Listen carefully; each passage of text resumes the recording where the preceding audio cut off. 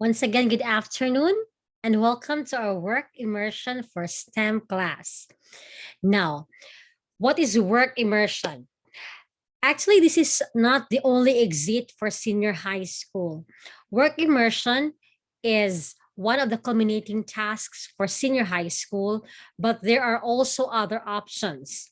Like if you don't like to go for work immersion, you can make another research project, or another is a research capstone, like a development of a software. So it depends on you. For MVC Academy, we've been offering work immersion for STEM, for senior high school STEM students. But in case you want to have a different one, feel free to message your senior high school coordinator, and we can arrange you in case you want to have another research project different from your three eyes. Now, for this work immersion, we have it divided it into three parts. The first is the pre-immersion. This is our orientation on what to do before being in the immersion proper. Chapter 2 is the immersion proper. And then after your work immersion experience, we'll have chapter 3, the post-immersion. Now, what are we going to do? We'll do a series of orientations for chapter 1 until chapter 2, lesson 2. And then in the second phase of this course, you will be doing the actual work immersion. Then we'll have our post conference at the end of this course. So now let's start with the orientation. This afternoon, I'm going to have lesson 1. And by the way, I haven't prepared the mold yet, so I'll just send you in Telegram the module and also the sample workbook for workbook 1 for this quarter. And then once I'll be ready with that, then you can send your outputs in our assignment beans. This pre-immersion is more on writing and analyzing videos. Now, let's start with the expected behavior. Give me a moment. Our memory verse for today is found in Colossians 3, verses 23 to 24. Whatever you do, work it with all your heart, as working for the Lord, not for human masters, since you know that you will receive an inheritance from the Lord as a reward. It is the Lord Christ you are serving. At the end of this lesson, you'll be able to do these things. Understand work immersion by discussing expected behavior through, first, work ethics. Second, safety in the workplace. Third, workplace rights and responsibilities. Confidentiality in the workplace. And the last is effective conflict resolution and teamwork skills. And let's first have our venture activity. Now, in the chat box, you share with me your answer. Mario is preparing for his first day of work. Write 3 things that Mario should do at work.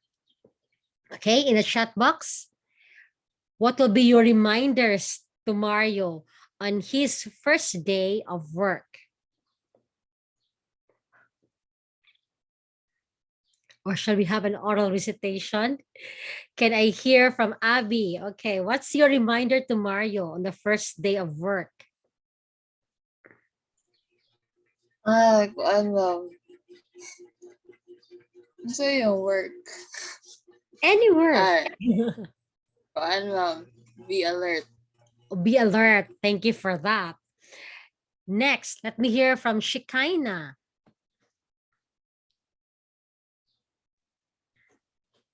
Yes, ma'am. Yes. What will be your reminder to Mario on his first day of work? Be attentive. Very good. Be attentive. Like, for example, if Mario is an engineer or a construction worker, Mario should be attentive.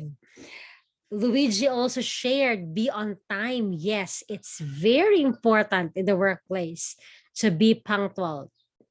Now, in as the last course, this is offered as the last course. It could not be offered as the first one. As the last course for your senior high school, we have this work immersion course. And here are some terms that you need to understand for this course. You might ask, why is there a work immersion program for senior high school? When DepEd was thinking about the K to 12 program, they are planning for 4 exits. It means that after graduating in senior high school, you can possibly do any of the 4 things. The first is proceed for university. So that's your preparation as the ones in the academic strand. But remember, there are others in the tech voc strand and also some in the sports track and some in the arts, the arts track. So the second one is to prepare to apply middle life skills. The third is to prepare you for the world of work. And I forgot the fourth one. Now, the work immersion program prepares you for the world of work. What are its objectives? Number one, gain relevant and practical industrial skills under the guidance of industry experts and workers. Second, appreciate the importance and application of principles and theories taught in school. Third, enhance their technical knowledge and skills. Fourth, enrich their skills in communications and human relations. And last is develop good work habits, attitudes, appreciation, and respect for work. Before the pandemic, our senior high school students are really hands-on with their work immersion program. Like for example, we identify first what future profession do you want to have. So for example, if you want to be a nurse or a doctor, then you'll be assigned to work in the hospital or some in DOH, Department of Health. If you want to be a medical technologist, you'll be assigned in the medtech laboratory. Or if you want to be a pharmacist, you'll be assigned in a pharmacy. Or if you want to be an engineer, you'll be assigned in the city engineer's office. So it's really aligned and the experience is hands-on. However, during the pandemic, we're not allowed to do that. We could not partner with other institutions. So what we can utilize are only the institutions within the campus and others, the ones that are near you, safe, and without any prolonging MOA that we could have. Now, in the work immersion program, we have what we call the partner institutions. Like for example, before the pandemic, we sent our students to Adventist Medical Center, Valencia, to be assistant nurses, assistant med techs, and assistant pharmacists, and assistant radio technologists. Or some would go to the local government unit, the city offices of Valencia. And these are what we call partner institutions. They can be private or public organizations where we partner with in the work immersion program. Now, before we can go to these agencies or institutions, there will be a school partnership focal person who will partner with them and will let them sign the memorandum of agreement. And since it's very technical, this memorandum of agreement is signed by the other party, party A, by party B, and also signed by the lawyer because it's a legally binding document. Whatever will happen to you in the workplace, the work Your work supervisor has something to do with that. Then we call that relationship between our partner institution and us as partnership. So we go into a partnership. Now in a school, we have the school partnership focal person. It's the person who seeks partnership between these institutions. And mind you, our MOA is also signed by the DepEd. Now, this school partnership focal person, before we have the senior high school coordinator as automatically the school partnership focal person. If we say work immersion, this refers to your course, the subject that you are enrolled in. Also, we have, wait first. We have what we call the work immersion partner institution supervisor. So for example, if we assign somebody, if we partner with AMCV, then there will be your supervisor at AMCV who will check on you. When you partnered with LGU Valencia, there's also that somebody who serves as your supervisor. And we call that the work immersion partner institution supervisor. We also have the work immersion teacher. The basic requirement for a work immersion teacher, it must be aligned to the strand being supervised. So for example, I could not teach in ABM because that should be not an accountant, an ABM major like Ma'am Marco. I can teach in HUMS, but Ma'am Sophie can also do that because she's a teacher. And I can do for science, for the STEM strand, because of my mathematics specialization.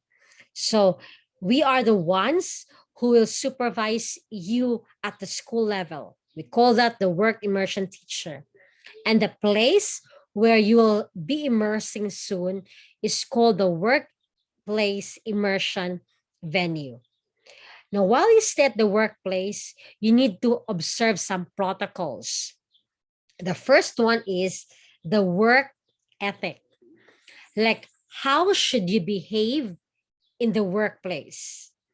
For example, we have a rule before that all ladies must wear their work immersion uniform.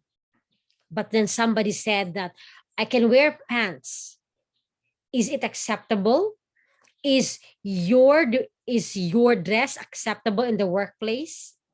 For some, they say yes, because they are assigned in the city engineer's office and they will have a site visit. So they could not wear skirts. So we allow them to wear their, their pants. In 2020, before the pandemic, our last group assigned at AMCV were asked to wear white uniform for nurses and scrub suits for medtechs and pharmacists. And the main rule is you need to wear your work immersion uniform. Is that allowed? Yes, because it is a part of the partnership that we have with AMCV. So how should you behave? Like, should you be off by 12 to 1 to have your lunch? For some, it's a yes. For some, it's a no. So the work ethic is your attitude and behavior that is acceptable in the workplace. And each workplace might have different work ethics. Now, the next one that we need to consider is the work safety. If you say work safety based on these words, you need to be healthy, safe, and productive in the working environment. It means that your work environment should not threaten your safety, health, and well-being of its employees.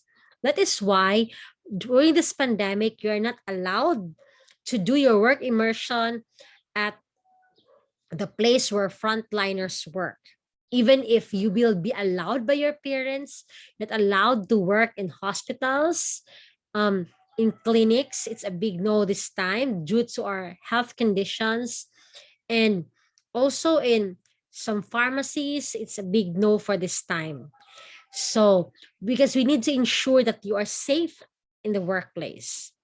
Now, under the Department of Labor and Employment, they have some guidelines to protect our senior high school students for the K-12 work immersion program. What are those? Number one, even if it's an integral part of the program, it must be safety and in good health and morals of the senior high school students.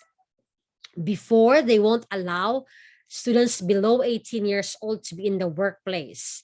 But in the MOA, in the Memorandum of Agreement, we have a binding statement to allow them, but there is an additional requirement. The next one is that we need to specify your time and hours of work immersion. For example, in our work immersion this time, you will be the one to find your work immersion partners. So based on our letter of agreement, no longer the MOA will just have a letter of agreement. We will specify the condition on how long should you work and what time should you work. For example, even if your department will say that everybody needs to work from 6 to 8 in the evening, that's a big no in the work immersion program. You're only allowed to work from as early as 7 to 12, and from 1 to 5. What if the 12 to 1 is covered? Yes, it's allowed, given that you are given at least an hour of lunch break, but no work to be done beyond 5 in the afternoon. The next one is it provides that that work immersion shall be considered as an employment arrangement. You will not be paid, okay? Under this program, you will not be paid. So remuneration should not be in form of money.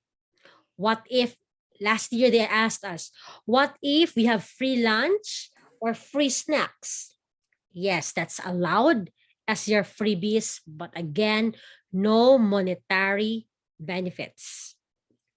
Then the next is our students must be safe and the workplace must be declared non-hazardous and not prohibited by DOLE. Now, in the real world, we have opportunities and rights as employees. First is equal opportunity, work opportunities for all. In the real world of work, there is no gender discrimination. It's a big no this time, especially that we have the gender gender equivalence and the no gender biases.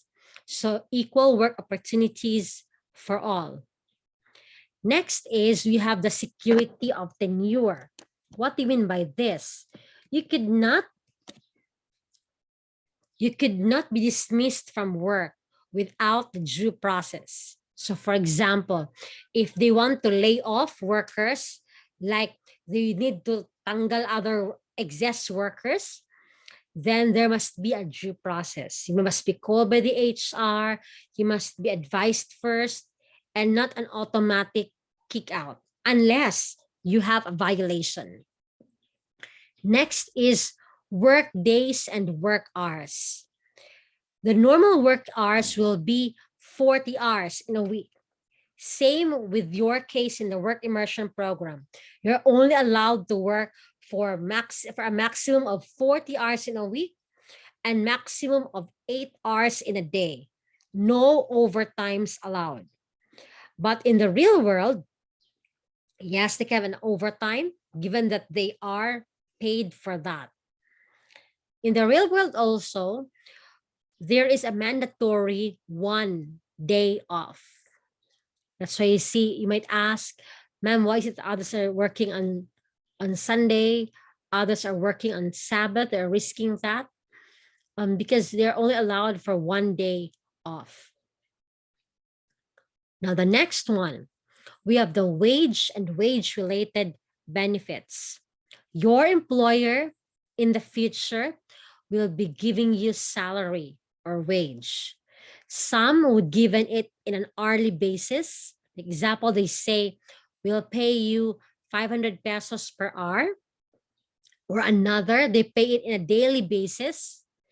And some would give it daily.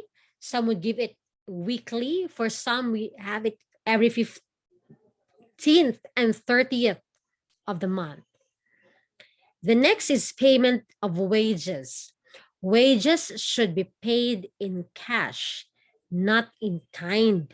So it's a violation when they'll pay you with one sack of rice and other else. It must be in cash. Next is the employment of women.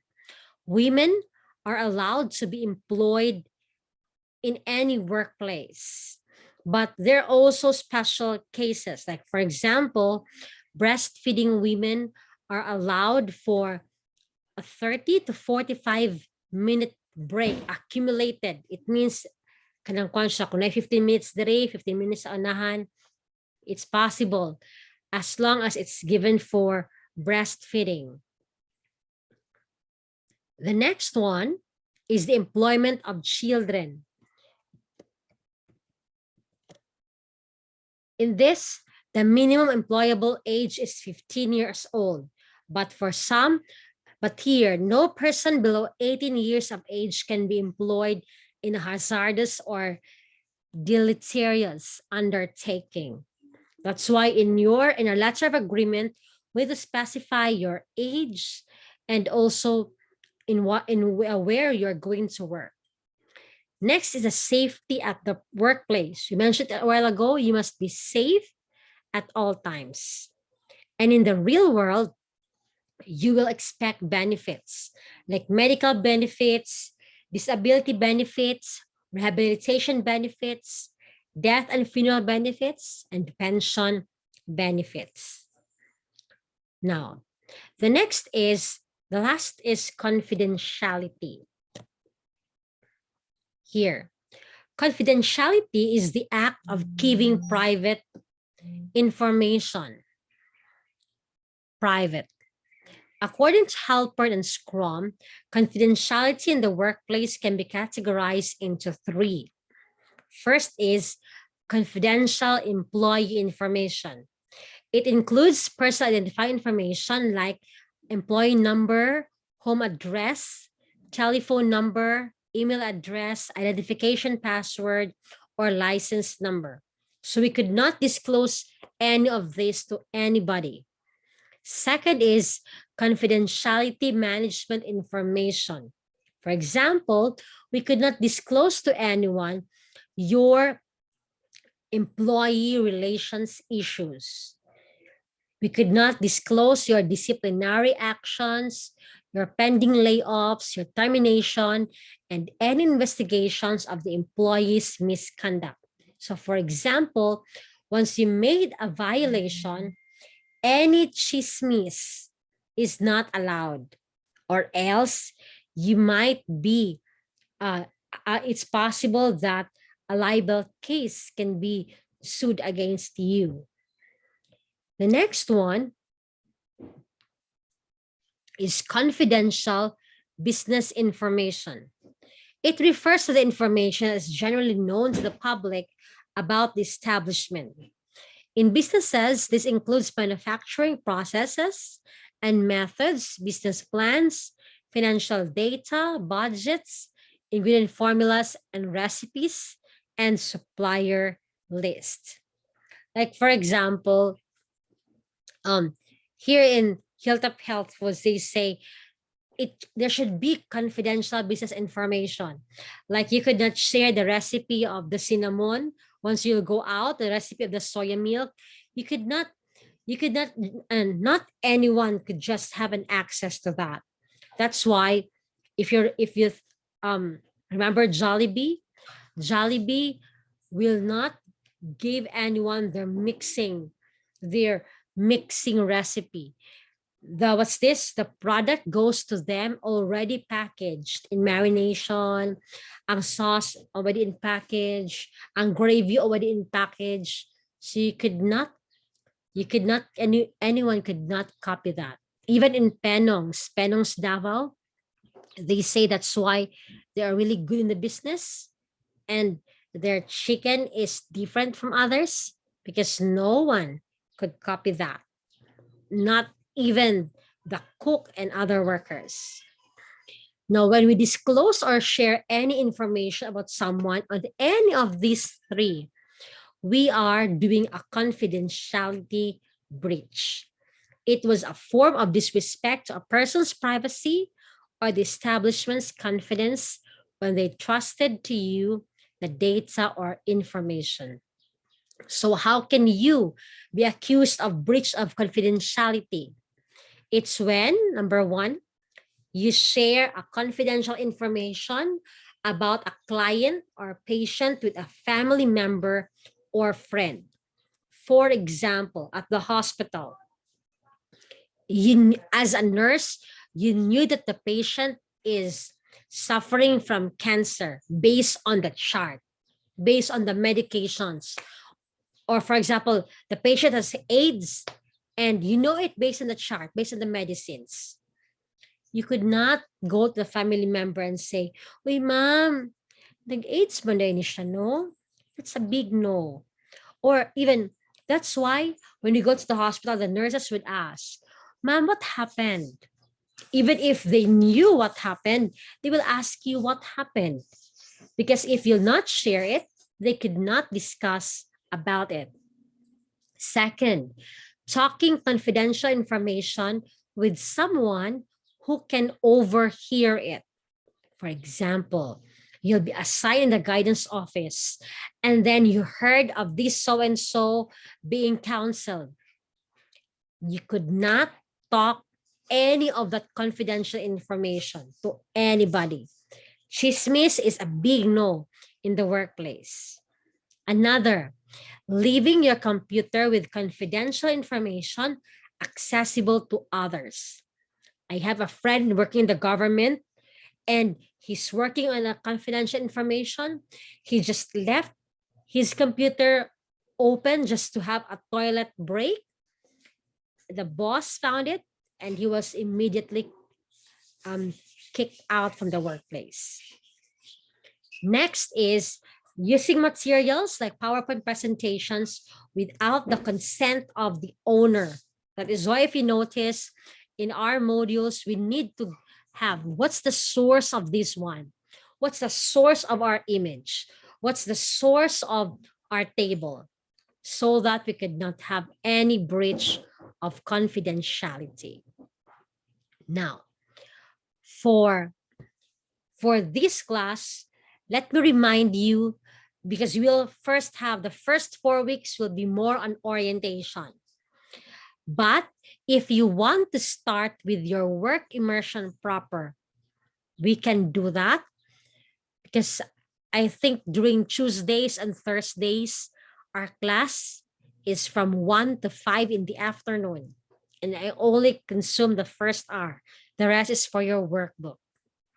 Now, if you want to start arranging for your work immersion proper, you can do first thing, write a letter of intent, a letter to apply for work at a specific